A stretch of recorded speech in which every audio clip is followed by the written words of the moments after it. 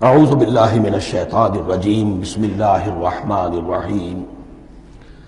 اس سورہ مبارکہ کو الصلاح قرار دیا گیا ایک حدیث میں۔ اس کا جو اسلوب ہے وہ دعا کا ہے، اور دعا کے ساتھ اس کی جو مناسبت ہے، اور پھر اسی کی وجہ سے ہماری نماز کا یہ جزو لا ینفک بنا دیا گیا۔ بلکہ ایک حدیث جو میں آپ کو سناؤں گا اس میں اسی کو نماز قرار دیا گیا، الصلاح یہی ہے۔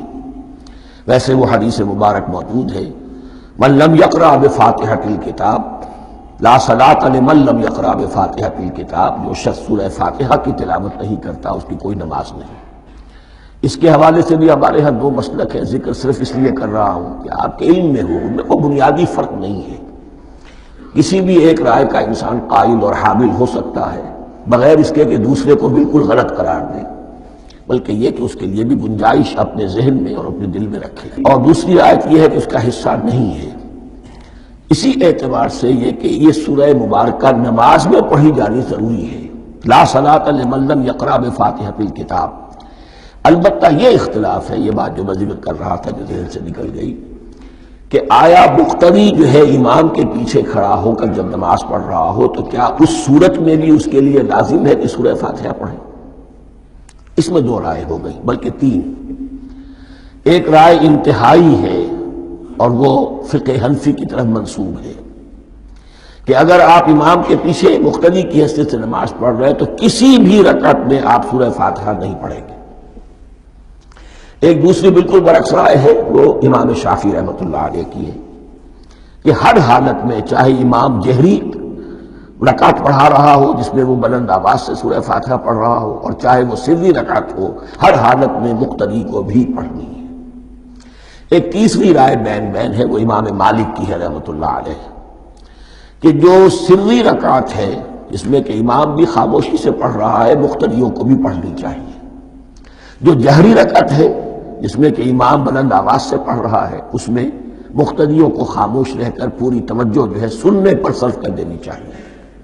اذا قرئ القرآن فاستمعوا له وانصتوا، جب قرآن پڑھا جا رہا ہو تو پوری توجہ اس کے پڑھنے پر مرکوز کر دو اور خود خاموش رہو۔ میرے اپنی رائے میں یہ تیسری رائے سب سے زیادہ صائب ہے، اور اس میں کسی طرح کی بھی کوئی پیچیدگی پیدا نہیں ہوتی۔ بہرحال اس سورہ مبارکہ کا جو اسلوب ہے، میں نے عرض کیا دعائیہ ہے۔ البتہ قرآن مجید کے علم اور حکمت کے اعتبار سے، اس کے فلسفے کے اعتبار سے ایک بات سمجھ لینی چاہیے۔ قرآن کا فلسفہ یہ ہے کہ بنیادی ہدایت ہر انسان کے دل میں موجود ہے، بالقوہ، پوٹینشلی۔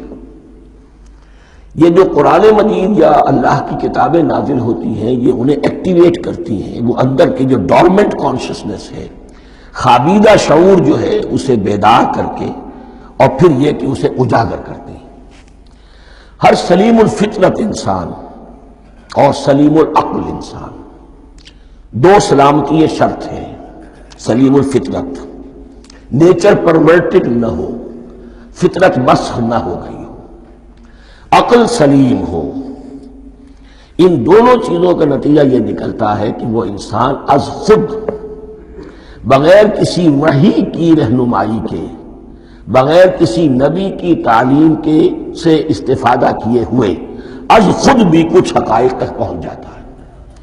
اور وہ حقائق کیا ہے؟ نمبر ایک یہ کہ اس کائنات کا ایک خالق ہے، اور وہ ایک ہے، اور وہ تمام صفات کمال سے متصف ہے۔ نمبر دو یہ کہ انسان کی زندگی صرف یہ زندگی نہیں ہے، بلکہ ایک اور زندگی ہے کہ جس میں اس زندگی کے اعمال کے نتائج برآمد ہوں گے۔ یہ دو باتیں، اس کی زیادہ وضاحت کے ساتھ جو ہے اس کا تذکرہ آئے گا سورہ لقمان میں، جہاں حضرت لقمان کی شخصیت کا تذکرہ ہے۔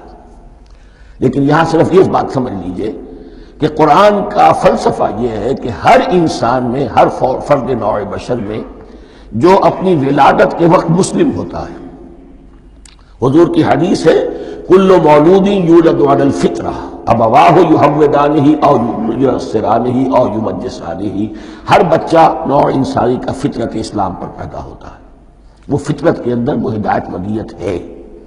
اب اگر وہ فطرت بس نہیں ہوئی اور عقل جو ہے وہ صحیح رخ پر کام کر رہی ہے تو ان دو حقائق تک وہ انسان خود پہنچ جائے گا.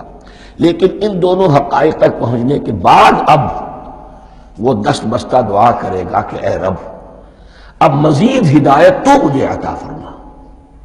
ایک تو یہ کہ میں کیا کروں کیا نہ کروں، میری عقل اس میں ٹھوکر کھا سکتی ہے. میں کسی اچھی چیز کو بری سمجھ سکتا ہوں، کسی بری کو اچھی سمجھ سکتا ہوں. تو مجھے صحیح راستہ، صحیح راہ ہدایت پر چلا.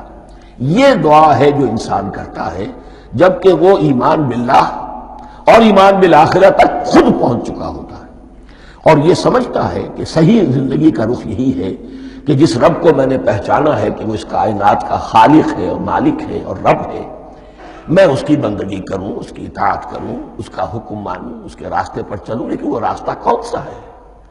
اس کے لیے پھر دست بدعا ہوتا ہے کہ پروردگار تو میری رہنمائی فرما.